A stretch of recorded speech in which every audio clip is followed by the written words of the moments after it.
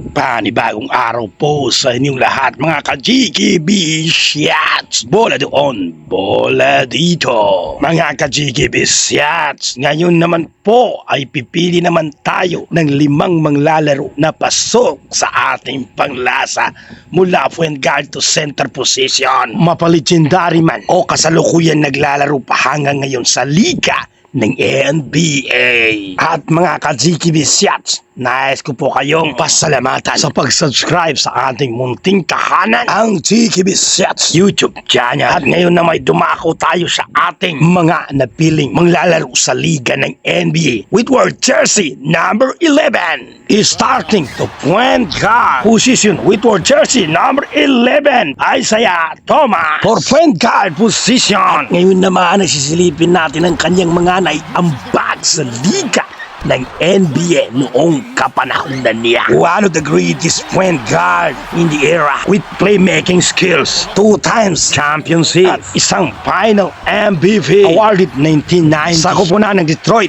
Pistons after averaging 27.6 points and 70.0 assists. Samahan mo pa ng 12 NBA All-Star during 1982 to 1993 and 2 times All-Star Game MVP. Franchise legend holds Detroit Pistons record for points 18,822, 9,061 assists, 1,861 steals, and game play 979. And now let's go to the shooting guard position with jersey number 11 Klay Thompson, the Splash Brothers. Noong kapanahunan niya sa kupunan ng Golden State Warriors ay ating pitikin at alalahanin at tignan at silipin ang kanyang karera noon with word jersey number 11. One of the best shooting guard hanggang ngayon ay naglalaro pa rin siya sa liga ng NBA. The 4 times NBA champion 2015, 2017, 2018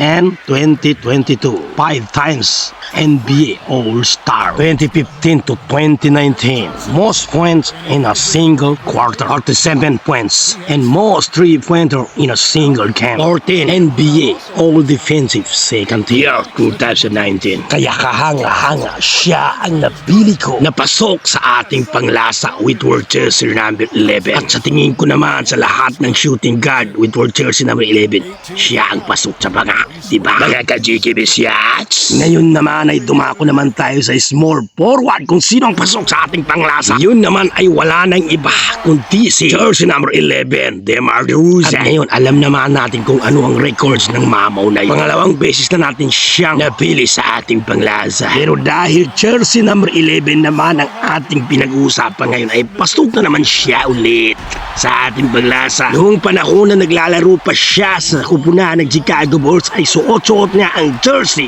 number 11. At ito ang kanyang stat. Kumakamada siya ng 25.5 points per game, 4.7 rebounds, and 5.1 assists per game. At binansagan pa siya ditong King of the Board. At nagagawa pa siya ito ng isang malaking history tulad ng History Game winner in December 2021 and January 2022. He became a first player in NBA history to hit buzzer-beating game winners on consecutive days. Kaya grabe ka, King of the Board. With word jersey number 11, ngayon naman ay dumako naman tayo sa power forward. At ito naman ang ating napili na pasok sa ating panglasa with word jersey number 11. Dumantas sa bonus. Medyo mali yung spelling ko dyan. Grabe din ang dedikasyon ng mamaw na ito. Sa ngayon ay magka-teammate sila ni Mars DeRozan sa kupunan ng Sacramento Kings. Pero dahil jersey number 11 during the time in the Indiana Feast ay jersey number 11 na ang ating nakilalang nakaratak sa uniforme ni Dumantas sa bonus. Bata pa to, 2 times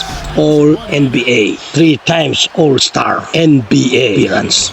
Statistical leaders 2005 and 2006 league in NBA. Bago siya na injury ay kumakamada siya ng 15.8 points per game, 11.4 rebounds per game, 4.1 assists per game, and 54.3% field goal 4 games. Kaya siya ang napili ko na pasok sa aking panglasa. With wear jersey number 11 for the center position. Yun naman ay walang iba kundi ang insik na ito. The 7'6" foot with wear jersey number 11, Yao Ming. Siguro naman ay kilang-kilala niyo na ang mamauna ito. Dahil siya lang naman ang pinakamatangkad na professional Chinese player sa liga ng NBA sa kanyang kapanahonan.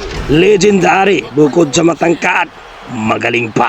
Kaya naman ay hindi nakapagtatakang pasok siya sa listahan ng mga Hall of Fame players ng liga ng NBA. At sa kanyang NBA achievements, 8 times All-Star NBA and 5 times All-Star NBA selection. At sa kanyang Chinese team, 3 times consecutive FIBA Asia Cup gold medals 2001, 2003, and 2005. Ang importante ay nakita na ang 5 manglalaro sa jersey number 11. And this is Jiggy Shots, bola doon, bola dito. Kami po'y magbabalik hanggang sa muli.